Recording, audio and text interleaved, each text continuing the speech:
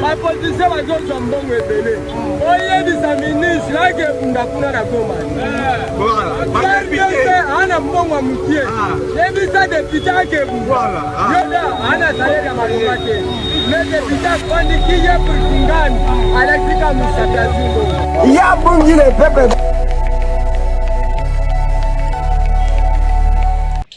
Mesdames et messieurs, la République démocratique du Congo a besoin de personnes de valeur, de personnes sérieuses, de personnes qui ne seront pas là pour tuer ou bien collaborer avec les ennemis de notre pays. Mais nous avons besoin des autorités ou bien des citoyens qui ont d'abord, premièrement, l'amour pour notre pays et ensuite qui voient leurs intérêts ou bien qui mettent leurs intérêts à la deuxième position, et c'est comme ça que notre pays va évoluer. Motenabino, Bozali, na Inongor, Bozana Kasumbalesa, Bozolanda, magazine Abino, tribunal la politique avec votre humble serviteur. Aaron Makese, journaliste d'investigation, l'homme en chemise rouge. Aujourd'hui, j'ai reçu pour vous Jonathan Tamboué, Azali, cadre Nanojek, parti cher ya Constant Mutamba, na il est Robert Masolo, na Maï Matali politique et en Mboka na biso République démocratique du Congo. Bah si j'ai ali moi ébélé, mais nous allons faire l'essentiel par rapport à bah si je les allés après pour servir Bino, et surtout je profite aussi de l'occasion pour vous annoncer Bino va mourir à tribunal la politique le 15 août il y a né Oyo organiser marche entre Bino Batbolanda la biso pesa la biso confiance la tribunal la politique. La question pour nous il y a pour renforcer encore le lien entre biso Nabino ba détail makambo belé au pesama na Nicolas Ezali, et pour nous sommes en train de travailler sur ça pour que tout servir Bino na balolenge. Et il y a bien Jonathan Tamboué, mbote na yo mbote mwana mboka Aaron Makese, mbote na bakongomani nyonso na banza ete to koleka moma malamu parce que nous toyaka tout moment pona kolobela mboka et puis toyebi ete auto koloba et ko aider moko to mosusu na kati ya Itandoike oyo. Merci beaucoup monsieur Aaron. Très bien, vous êtes cadre dans le parti cher il y a Constant Mutamba, acteur politique bien sûr, mais qui est qualifié comme un voleur, son envol Bango Moïb, il y a mon soleil à l'État. Est-ce que la Ligue au Salon de l'Aine a participé? Ou bien vous avez la membre ou cadre, je parle de cadre, la partie Nogek, ou mon candidat Bino, ou Azali Kambabino, Ali Moïb, il mon soleil à l'État. Tant que vous êtes présenté cadre à Nogek, ou alors l'Aine de Wana, il y a le baïté. Merci beaucoup, monsieur Aaron. Je crois que je suis l'homme le plus heureux et la population congolaise est aussi heureuse. Pourquoi? Parce que dès le début de ce fameux procès qu'on avait vu contre le ministre ou ancien ministre Constant Mutamba, on avait compris que c'était quelque chose qu'on avait préparé par des voleurs, permettez-moi pour les termes, parce que jusqu'à ce que le procès finit, on n'a pas vu, personne n'a démontré que Maître Constant Mutamba avait volé même $1. Et par contre, ils ont dit que Constant Mutamba a été condamné parce qu'il avait l'intention de détourner l'argent. Et en fait, parce que si vous regardez bien les procès, si vous trouvez ça ne pardonne pas aussi l'intention, le fait que vous collaborez avec les gens qui ont initié l'idée. Monsieur Aaron, je pense que ça ce n'est pas un débat parce que tous on a suivi les procès, mais même si il se fait même si on a suivi les procès, raison pour laquelle elle a condamné, c'est pour dire qu'il a volé. Non, Constant Mutamba est condamné parce que son lutte ou son combat, donc il était en fait, personne n'avait crié à son combat.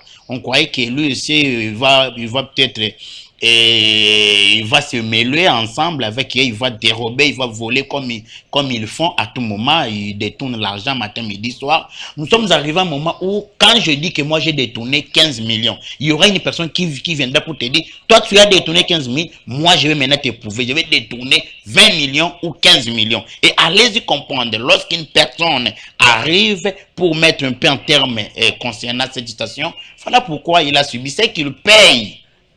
Tôt ou tard, on le dira.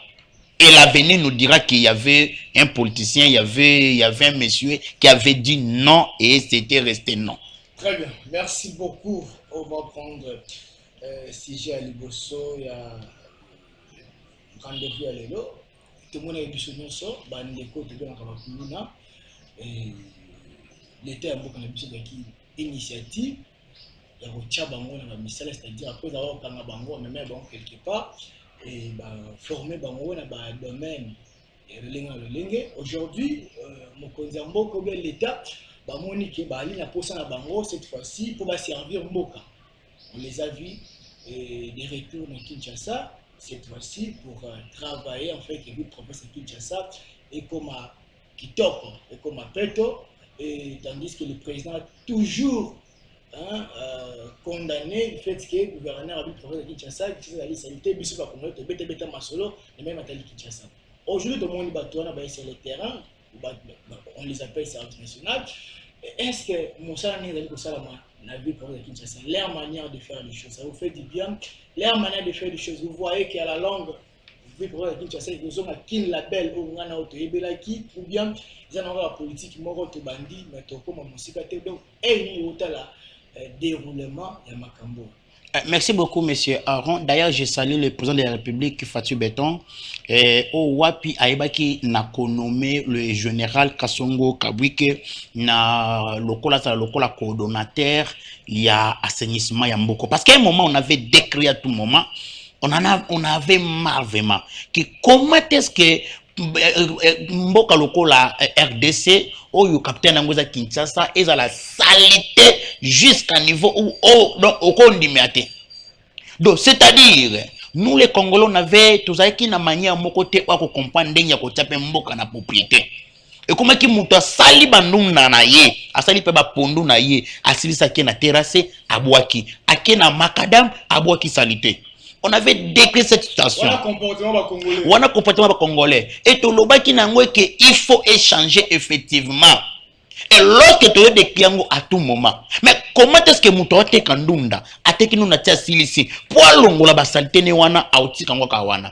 Lobi so atiki lobi kuna tangu salité matie boti ngungi apo banji ko benga ba konzambuka bote ya biso makambo. Et ba konzambuka bote ya biso makambo. Ça n'a pas de sens quelque chose. Ça n'a pas de sens. Et lorsqu'on a compris ça, Tobandi Kolobango, chef de l'État Ayoki. Et aussi a nommé le général Kabwike au Wap Moussala Naye et Monani Makasi, ou à Zubande Konabiso Bazalaki, Kuluna, pe akena bango formation, le loba komi bâtisseur, et l'autre en tout cas, to sepe na actuana. Mais là où il y a un problème, c'est applicabilité nango. Façon ni oezo salama. Oh. Monsieur Aaron, on s'attaque pas à un individu, mais on s'attaque avec, c'est-à-dire quoi, on s'attaque à un système. Voilà, applicabilité n'a pas déplacé au wapili kambo ezali. Olandi, applicabilité n'a pas parce que ils sont te décrire qui oui bien sûr, mais c'est Aaron, tout ne change pas un seul jour. Au lalo la mouki mbalamoko vandi, au non, il faut na banda ko ça. Tango balobi c'est bien. Est-ce que aujourd'hui le général Kassongo Kabwike peut-il nous dire la politique d'assainissement? Moi, je n'ai pas vu ça. Moi, personnellement, je n'ai pas vu ça. Je n'ai pas vraiment compris jusqu'à présent, au moins qu'on m'explique autre. Mais moi, là, tel que je suis là, je n'ai pas encore compris. Et en fait, la politique du général, c'est quoi? Qu'est-ce que le général a mis comme de méthode en place pour que Otto Benga assainissement? Parce que ça n'est pas comme M. Banaka Kaboya. Et Banaka Kaboya, mon est un mois ou 2 mois, 2 semaines et 4 ans. Parce que tout le monde a babilo ben amboka. Tout le monde est belé. Moi, j'aurais souhaité que le général abandonne ko interpeller nan. Parce qu'on ne change pas l'individu, mais balingane psychologique à moutou échanger. Côté ça nous moutou que non et l'autre ça les a mabé. C'est-à-dire, homme de public, homme de sans-voix, téléma, lobanano, comédien, artiste, tout ça. Ko expliquer mutu ko boa ke loko eza mabe ko sala boye eza mabe ta muta ko yoka et du coup muta ko yeba ke non à chaque fois mais façon ba komi ko sayela ngombe c'est Aaron na bilili régime wala façon ba komi ko salela ngo ba komi même ko beta ba kongomani Mais le problème, la question que je vais vous poser, monsieur Jonathan, est-ce que, parce que tout le monde a une introduction, comme bêta, au lieu de parler, par exemple, de dire à la personne que à la prochaine, sanction. Mais tout le monde a ce qui est sûr, ce sont des civils. Est-ce que ils ont un bango, ils ont un pouvoir na bango, il y a un ko betaka, ko sanctionnaka ou bien ils ont un bateau et c'est quel basa la mosala. Monsieur Aron, je pense que la constitution de notre pays dans son article 16, si vous lisez, regardez ce que dit la constitution. Il est stipulé clairement que la personne humaine est sacrée, que l'État a l'obligation de la respecter et de la protéger. Voilà pourquoi j'interpelle. Est-ce qu'il y a un ministre des droits humains à Gistangana Mnamboyo? Ministre des droits humains. Samuel Tandambemba. Mais Azawapi, il est où? On ne lui voit plus.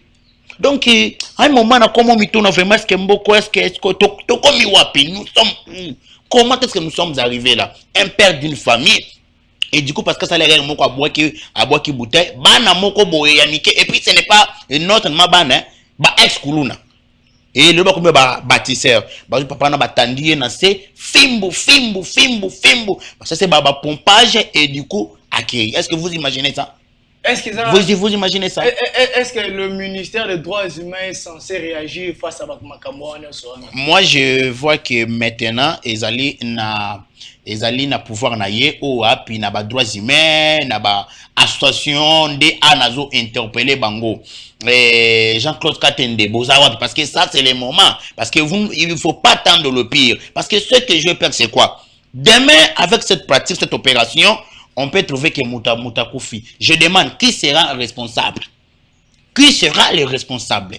D'où nous ne refusons pas cette opération. C'est une bonne opération à qui tous nous applaudissons. Nous disons que c'est ça qu'on cherchait. Même la manière, mais le système, mais la façon dont nous sommes en train de travailler, en tout cas nous condamnons ce système-là. Donc ils doivent quand même changer.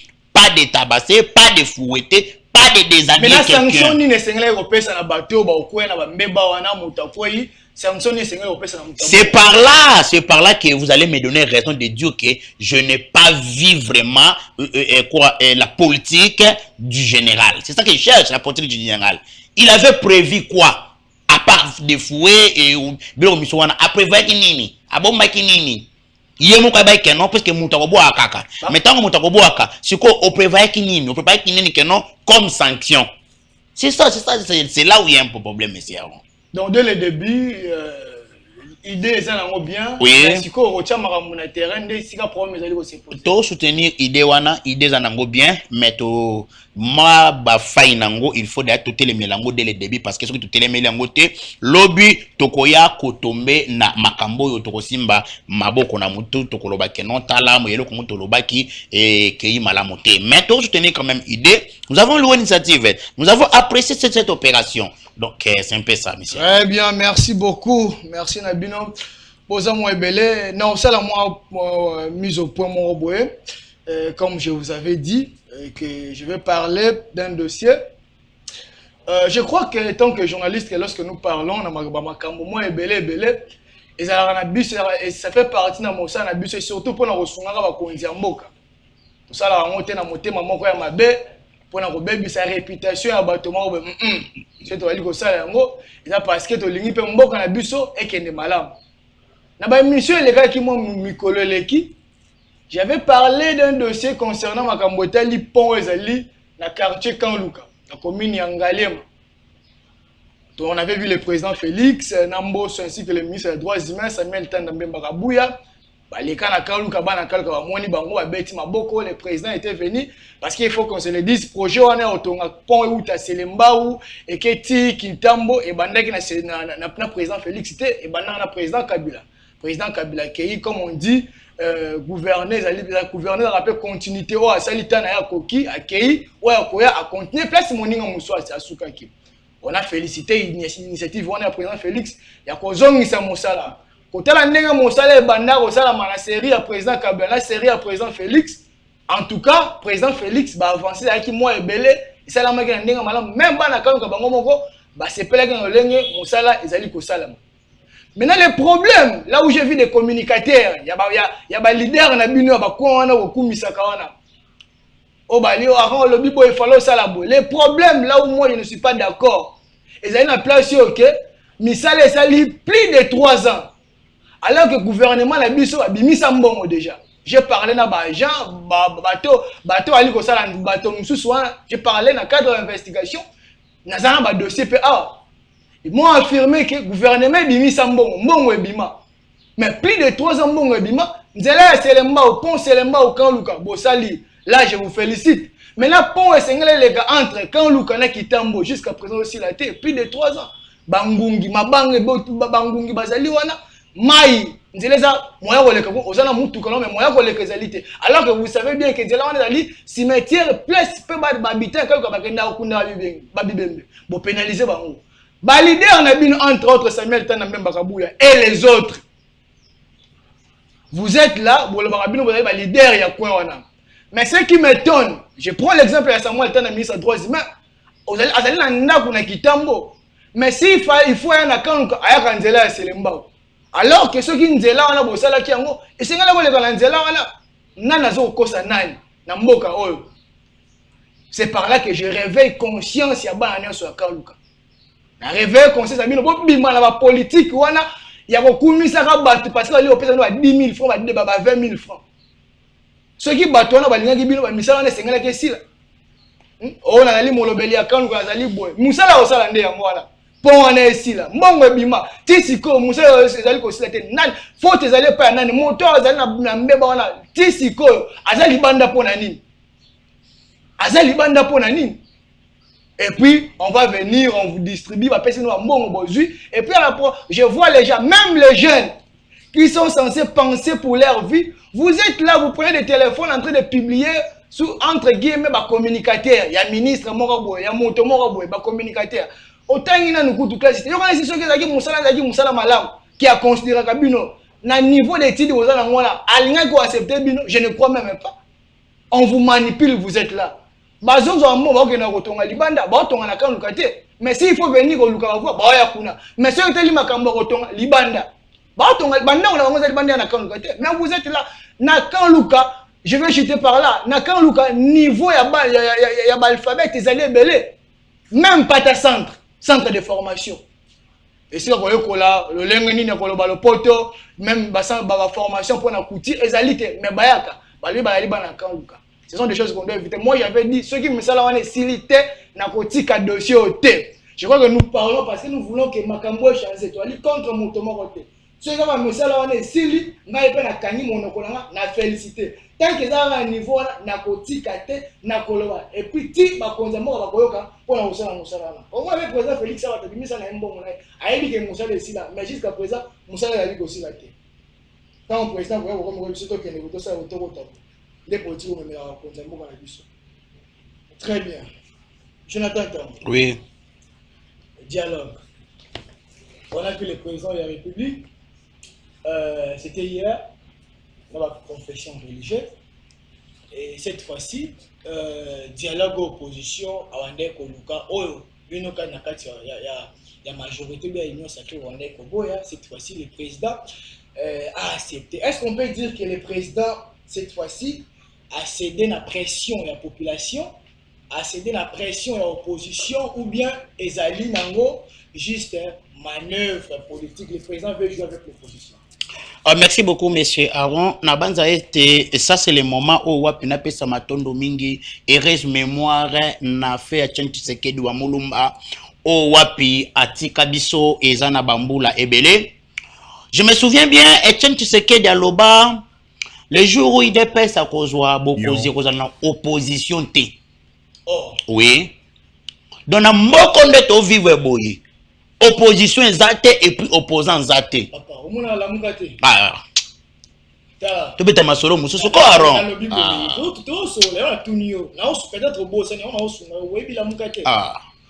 Donc, on a beaucoup de opposition zate. Donc, opposant payé azate. J'avais dit ça, na qui n'a pas Congomani nyonso.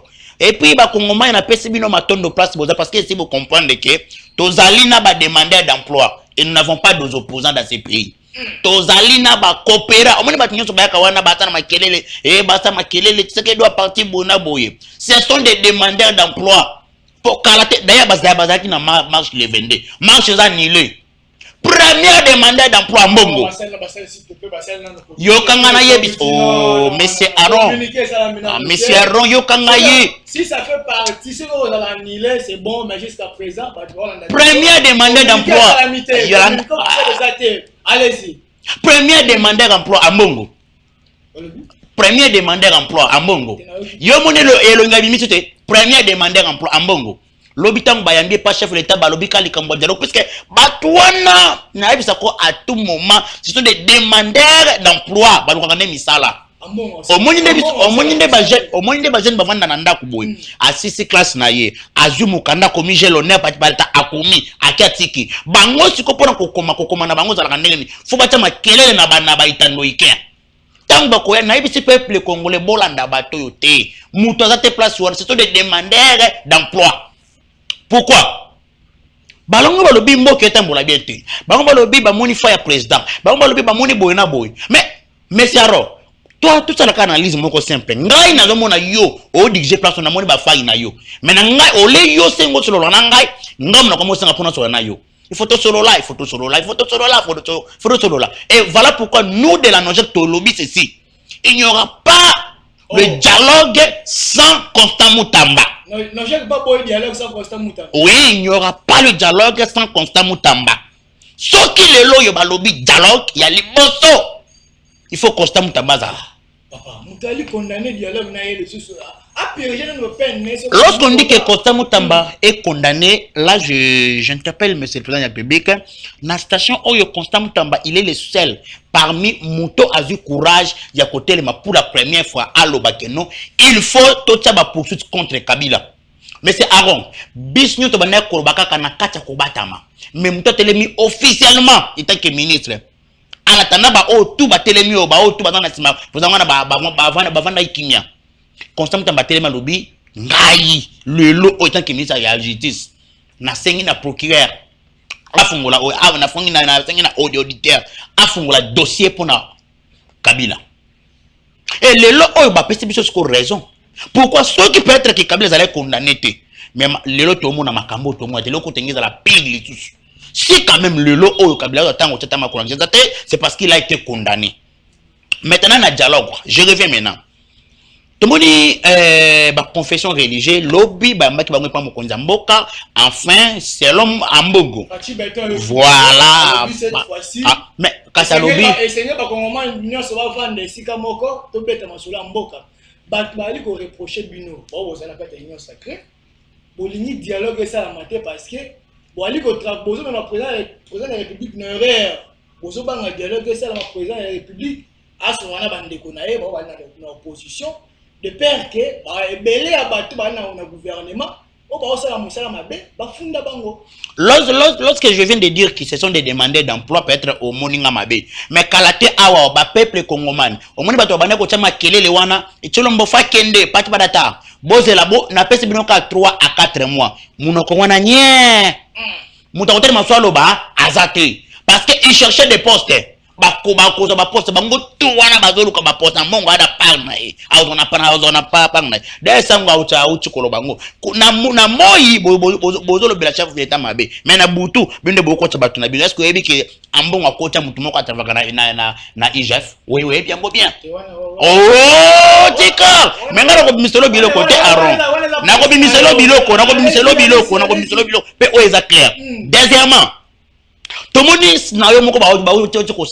je sais pas na qualifiango marche de santé na qualifiango elokoni ba uti ko sala wa ote ba beti biso masasi mboko yo to komita na niveau pour na nini vena nga Martin Fayulu azui o eza o moni to yoka azave na ngate ata président ya parti décidé la nangai wana ke mtoro biango ngana bibo ye a président élité ngana biango venanga Martin Fayulu À quel jour tomate rouge à Chango Awa? T'es à président Eliwa. Parce que le président mon côté, mais c'est un investigation. À jour tomate à Awa. Et puis, le m'a béni. Deuxième jour à Bossani. Tomate zalagi Awa, mais banage baché Awa. N'a tout niveau, mais différence on est routier. Wapi. Oh, monsieur, vena biso Denis et Sanga. Vers le bio à Zubal na Nokolo. Mais c'est Aaron. T'as pas qu'un babango pas présent d'Achiwe. Papa tout d'abord, toi, la claire. On a bien osé mentir, ma théâtre, vraiment théâtre. Et puis, tu es bien, ma moindre salama, na place salama, tout ça, tu es bien. Pour bilo, Kouana, moi, je vais vous dire, nous, avant de commencer, autres, tu es qui nous posent. Tu es bien, comment ça se passe. Très bien. Très bien. Aujourd'hui, président, comme j'avais dit, président c'était dialogue. Bon, il sait ce qu'il va faire pour bien solo là. Mais dialogue au Salama, na banane. C'est le président a honoré ma parce que nous avons vu ça. Le président a fait sa promesse et belé. Le président le bar qui va na Goma, Tisiko, na Kinshasa. Président le bar congolais moi pour na est avec mon parti du Congo a déclaré guerre Busso na Rwanda jusqu'au lelo ba Congo ba kufa na bango na est mais président le bar le remonté discours de Chanza président le bar va continuer à pouvoir chef nani soldat na mutu kanae ti lelo soldat beta na makolo ligne 11 rien makambo de Chanza na kati wana zalité mais c'est que na angle au président a respecté parole na promesse na dialogue et salam na mboka na biso na banane c'est ngo sala dialogue est-ce que faut ko benga ba congolais nyonso entre autres ba ba bazali mo pandia est je vois Corneille Nanga Joseph Kabila na ba Kima Moïse Katumbe les autres Matata Ponyo est-ce que faut que ça va congomani nyonso ko sala ko sola cette fois-ci quelque au Congo ou bien il faut que l'on ait battu mon sous la liste pour se rendre battu mon sous. Monsieur on, depuis que chef de l'État a continué à Bokonzi, et ça dialogue était ndé andimi mais chef de l'État a sali makambo teleme belongo yango tamona komo ba fati beton balinga mboka tina niveau té. Balinga mboka tina niveau té. Obi kana komo linga président de la République le kolekata na papa botingai. Ah, nazo bisa vérité té mais ça rond. Donc si j'avais le pouvoir, il y a combien de Nzambe que non, au Tchanga pour vivre combien d'années, au 70 ans, l'ongola 10 ans, c'est le chef de l'État. Ngam nazo do bango. Oui. Donc à un moment, na comme mon chef de l'État, donc ça dit, mais c'est Aaron. Na banzelo etongami na mboko yo. Lobi na zuta ya kotambola. En tout cas papa o yango no moni. Liboso ezoyawa après ko boko la likunzi condition ya mboka na biso chef d'état phase na swatana mo 3 mandats moko likolo le prix mandat aux 7 ans donc je pense que président de la République a na 21 na moko liboso rêver là en mabete tout le monde est censé rêver ko kanisa makamuna ndenge na lolenga makambo sala mandé pour vous dire d'abord tango lobi na ngai et que a respecter ka likambu ya dialogue a respecter makambu ebele te chef de l'État continue à Bokonzi mais c'est avant soldat banda ko futa ma 160 000 lelo soldat moko ta ko telema na bi bien soldat moko ta ko telema soldat ala so carte na ye o a uzana sa 500 000 azate soldat sous kanda 500 000 sans compter prime. Mais moi, tu vas te pas contredire. D'ailleurs, si toi tu ne sais pas, moi, papa Krout n'a soda. On a dit, papa Krout n'a soda. Non seulement il y a des fois qui j'ai compris qu'en tout cas c'est que d'ailleurs na mboko à côté quand nga lobaka côté na mboko vraiment mboko za kinde ya okufa mais akomi ko relever mboko peta petit na dialogue nazomona mabete na dialogue comme chef de l'État andimi parce que pas demander d'emploi makile les lekaki donc au fait mesure ba demander d'emploi ngala benga bango de bongo c'est de demander d'emploi parce que bazamba ba opposant c'est de demander d'emploi et ils efficace que non to vandi pe mingi to tapena na morning to bano sa eloko mais na kati nango Corneille Nanga na Kabila bako participer na dialogue oyo. Peu importe. Je dis bien nani mbebeza ni basali nini. Tout d'abord na soko lobi na Kabila awe na wapi. Ici Kabila est condamné, soka meki ko ikuta to ko denta yi na zebisa o. To ko na ebiso to ko lata ye. Akoma wate. Kabila za condamné. Oui, mais il est condamné ici. La justice de notre pays est condamnée. Namboka mabiso RDC. Donc, ako koma wate. Te ako mate. Oh. Mais c'est avant. Au moment où Totoloba, donc en fait dina koruba Kabila comment telantela. A comment telantela. Yo mona ketana ba valise na yeka. Yo mona te so monya na Tanzanie na valise. De valise wana bilamba to na kati. Pourquoi tala? Ah, tout cas pouvoir est compliqué. Pour condamner Kabila na RDC mais na koma mais comme ça na république. Mais yo mutozoloba wana information yo mutopesa na ke Kabila za na goma. Ngai na yebi ke Kabila za en dehors du pays. Aza libanda ya mboka. Moi je sais qu'il est en dehors du pays. Il y a des fois tout le monde qui est na Bilili, au moins il y a na Tanzanie, au moins na Kenya, mais ce qui m'étonne plus, bien ça qui n'est qu'à mon panza. Alors je comprends que en tout cas mon pouvoir est compliqué. Dialogue, on ne peut pas dialoguer avec ceux qui ont pris des armes contre nos populations de l'Est. Jamais, aucun jamais. On peut accepter de négocier pas baza na kati na biso. Bande konabiso, lokola mwana mboka Martin Fayulu, lokola Denis Sanga, lokola et puis tous ces gens-là, bon prince Penge, on parle des grands, gangolo. Quand on parle de dialogue, on parle prince Penge, Malin Vuvu, tous ces gens-là non, on parle de Martin Fayulu, on parle de Moïse Katumbi, on parle aussi de Denis Sanga, on parle aussi de qui Jama Kabunde, ainsi que de mais ce n'est pas que non, prince Penge, Marlin Vuvu, banani tous, Babolo Jabto, non. Pas ça. Bito benam dialogue, il y a ba personnalité puis to eto sololi et puis to kato yeba si wapi o bango bako loba. Nino bango bako loba. Et puis le dialogue bako lobela contenu la vision chef de l'État. Au moins na dialogue wana, na yebso quelque chose. Landanga oh Bichoron. Na bimisa biloko. Na kata dialogue il a toujours na motivateur ou bien encadré débat moko. C'est le chef de l'État. Ni ambongo. Parce que bokende ko dialoguer. Et tant bokende ko dialoguer na moko nzamboka, oh ya ko ça dit quoi? Ba proposition na bino, oh bino bo pèse ba proposition. C'est à lui maintenant de prendre la décision. Ce n'est pas que vous allez là-bas pour imposer, non. Que personne ne vous trompe. Ba que n'a pas ko imposer té. Et ça problème oyo, chef de l'État tali yango à étudier yango. S'il accepte, il accepte. S'il refuse, de toute façon, attends pas boy, tu vas le croisati. Ah mais c'est bon. La population d'Engeni. Non, on va dire que batana ba qui na la population. Intérêt à peuple. D'ailleurs, il y a autre question. Après avoir dialogue, mais c'est bon. Aboui ba question za yo. Ba question za yo. Ngai na kolo ba boye, na ba demander d'emploi au ba ki ko solo là. Moko a expliqué nga par quelle magie ceux qui va dialoguer guerre na est sili. C'est bien. Ah, par quelle, c'est-à-dire moi je réfléchis à votre voix. Par quelle magie ceux qui te solo li guerre na est sili. Et puis il faut pas assurer biso parce que balobi non le quoi guerre za na mboka. Par quelle magie ceux de changer constitution guerre sili. Ah, mais c'est avant. Ba comment on a biso to bete biso to so. Mais c'est avant mon beaucoup li konzi oto nango et la kisibiso ba fai nango et la kisibiso limite nango. Donc je l'ai dit à plusieurs fois. J'ai passé dans vos émissions, je l'ai dit à plusieurs fois.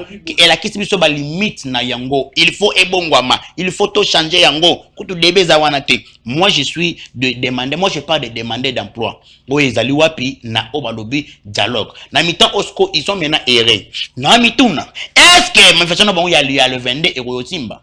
Bacha qui le dit. Pour mon que bazana position T. Il y avait d'abord une plainte contre Tshisekedi. Il n'a évité cette histoire ouane kenda wapi. Et deuxièmement, oh non, il faut tout ça là, Max moko les 8, là il y a les 8.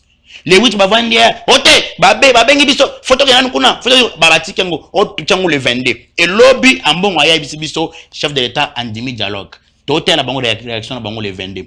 Bakobimate. Par là peuple ko pesa ngasko raison. Tonga na la koloba que ce sont des demandeurs d'emploi. Oh non, bazoko ça, boy na pas où en sommes nous? Nous t'amanazela le 22 azatu. Le 22 euro. Le 22 euro. Ah, papa. Kaka son onda na batna nzela bo. Yo bimati. Bimana nzela papa, bimana za poto ndima, bimana nzela. Tala et puis ba blague na bango basala kawana ote max pata. Tala. Soki to ki na parler du peuple. Kuna policier à la raté. Kuna blague ezate. Ce qui va retourner à Mouké, ba me kempe retourne à Christian Malanga, bébé travailler nous ya mona kuna. Parler du peuple policier. Wapi, n'a pas peuple. N'a pas la nation parce que ba ngba okine. Parce que ba ngba lobi ba okine tena pana parler de la nation, pour ba ke ko dire na chef de l'État a démissionné. Donc on a un rappel bon que le mot ka boy. Boye ba ke yaya kuna ba blague raté. Omoni kuna ezana JR. Tala.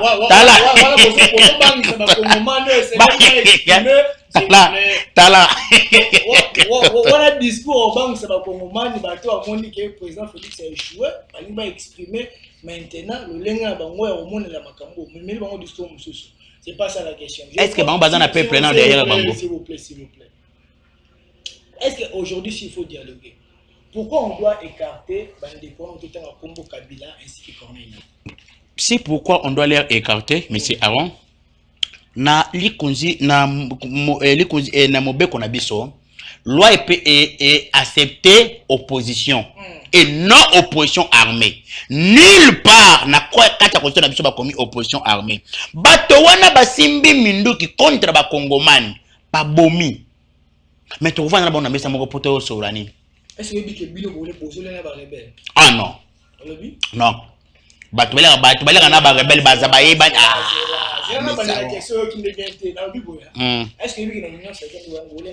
ah non. Non. Et d'ailleurs, na kata union sacrée, ngala défendre union sacrée mobimba te. S'il vous plaît. Oui, champion.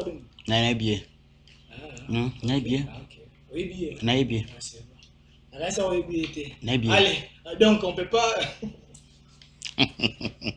D'ailleurs, messieurs, ngana kata union sacrée, je ne défends pas tout le monde. Et puis na lobela ka union sote na kata union sacrée nde bazala wana. Na kata union sacrée, différence il y a entre FCC na union sacrée zanini.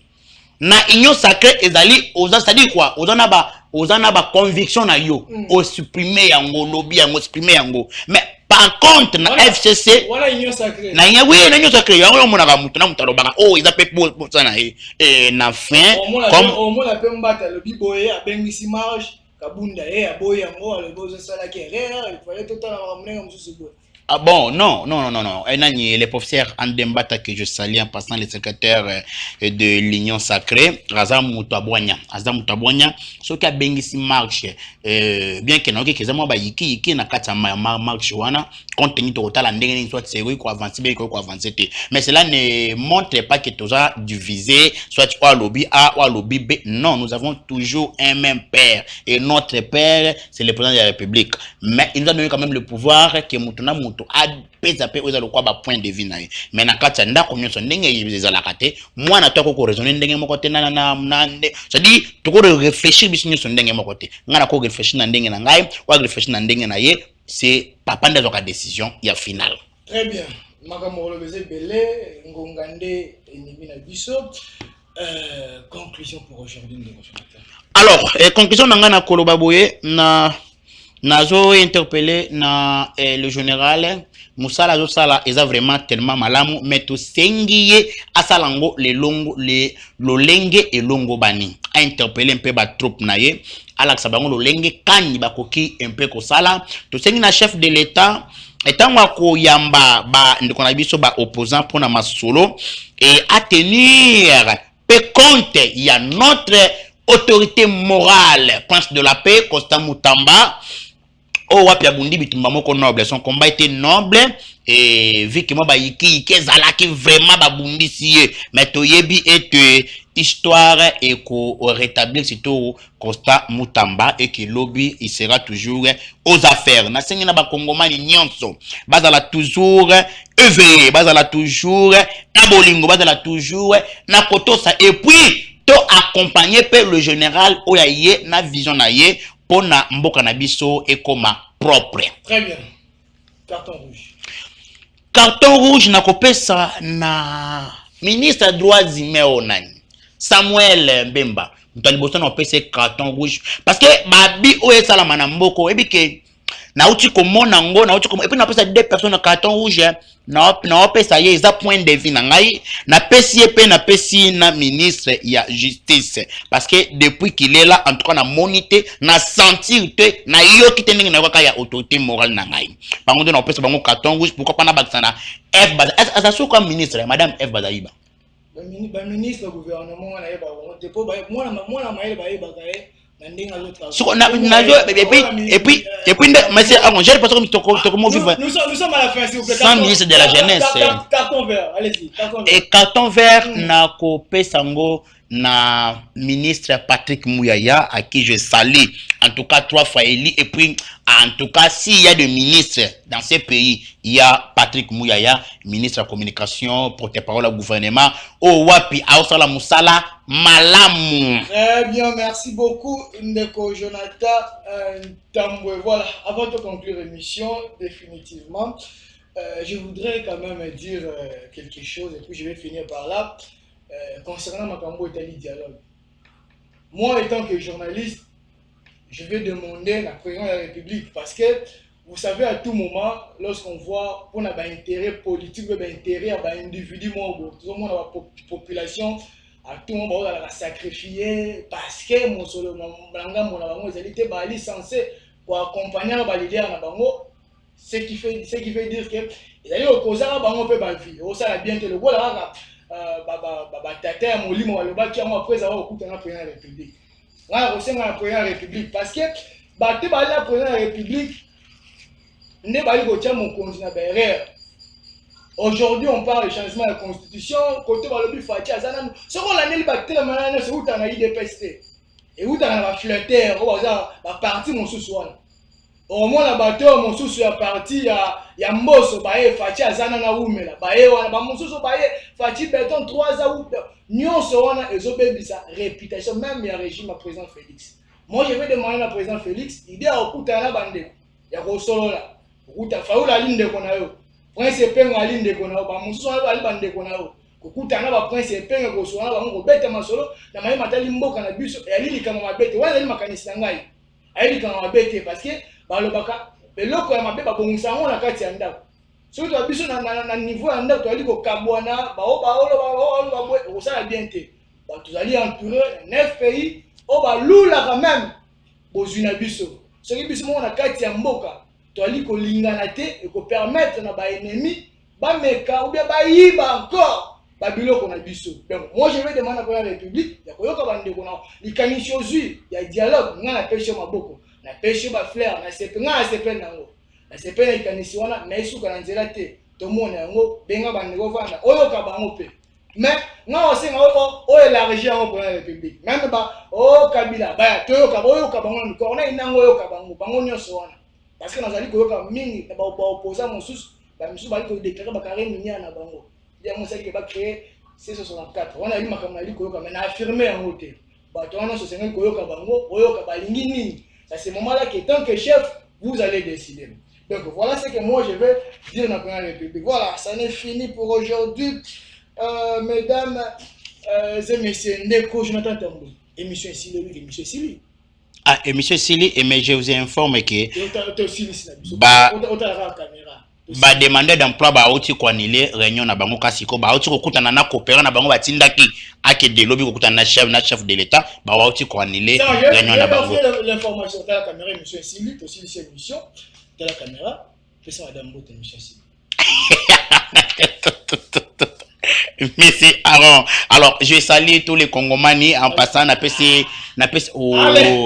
bien les Congolais, j'aime bien les Congolais. Aujourd'hui, merci à vous d'avoir suivi et surtout merci à la grande équipe technique de Cactus Télévision. Là, je vois Balbo Mendez, je vois Gloire Nzousi, pourquoi pas Gédéon. Merci pour ce grand travail. Je dis un grand merci à mon DG Charlie Prince. Merci à vous de nous avoir suivis. Je vous retrouve déjà la semaine prochaine avec Madame Emerance. Prenez bien soin de vous. Au revoir.